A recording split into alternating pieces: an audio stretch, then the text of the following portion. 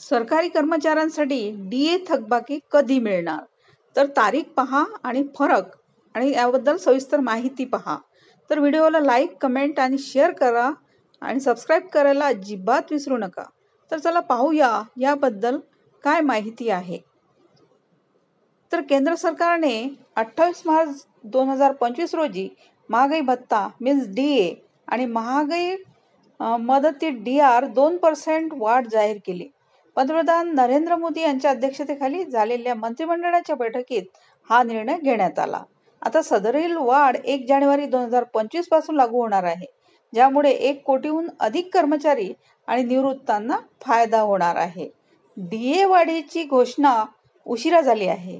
सामान्यतः सरकार ही घोषणा होळी किंवा दिवाळीपूर्वी करते, पण यावेळी जानेवारी जून साठीची वाढ मार्चच्या शेवटी जाहीर करण्यात आली.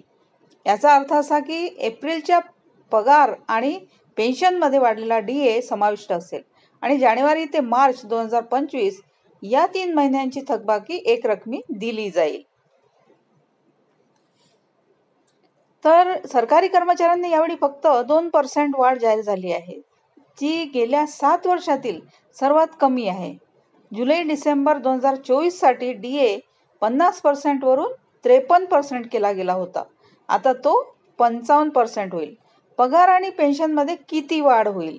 तर 7व्या वेतन आयोगानुसार सरकारी कर्मचाऱ्यांचा किमान मूळ वेतन 18,000 असेल. तर या 2% वाढीमुळे दरमहा 360 रुपये अधिक मिळतील. यामुळे जानेवारी-मार्च 2025 साठी एकूण 1080 थकबाकी मिळेल. निवृत्तांसाठी ज्या पेन्शनधारकांना किमान 9,000 पेन्शन मिळते त्यांना 540 रुपये थकबाकी एप्रिल 2025 मध्ये मिळेल. 8व्या वेतन आयोगानंतरच्या पहिली डीए वाढ. आता 8व्या वेतन आयोगाची घोषणा 16 जानेवारी 2025 रोजी करण्यात आली. यांच्या शिफारसी 1 जानेवारी 2026 पासून लागू होतील. सामान्यतः वेतन आयोगाच्या शिफारसी तयार होण्यासाठी 1 वर्षाचा कालावधी लागतो.